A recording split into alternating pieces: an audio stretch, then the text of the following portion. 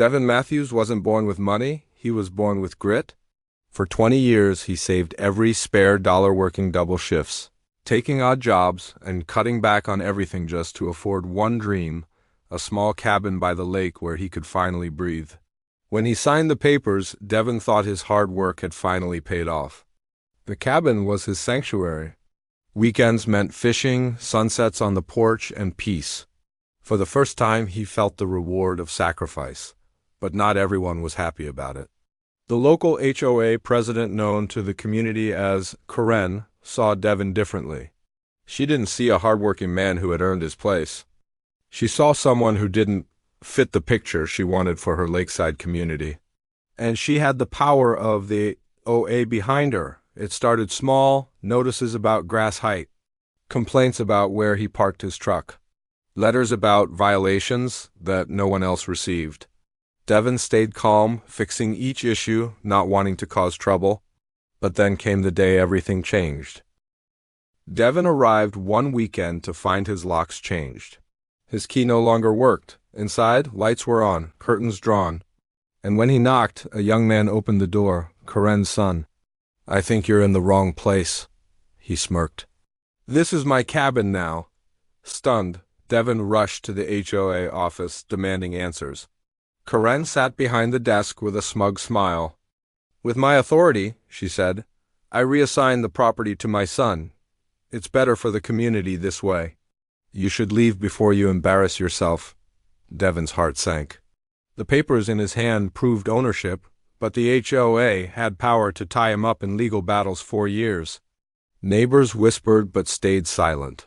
It seemed hopeless. But Devin wasn't about to give up the dream he had built with his own blood and sweat. Instead of fighting inside the system, he fought outside it, on his land, on his terms. He pulled up with lumber, steel, and determination. For days, the sound of hammering echoed across the lake. Neighbors peeked from their porches as a towering wooden fence rose, stretching straight across the only road that led to the HOS head office. By the end of the week, the message was clear. The HOA might have taken his cabin, but Devin controlled the road. And without that road, no one got to their fancy lake houses, no deliveries came through, and no board meetings could be held. The community erupted. Some were furious, trapped behind Devin's wall. Others cheered him quietly, proud that someone was finally standing up to Karen's abuse of power. News spread fast. Local reporters showed up. Cameras rolled as Karen stormed to the fence, demanding he take it down. Devin didn't yell. He simply held up his deed and said, "This is my land." "My road? You wanted to take my cabin? Fine. But you don't get to walk over me."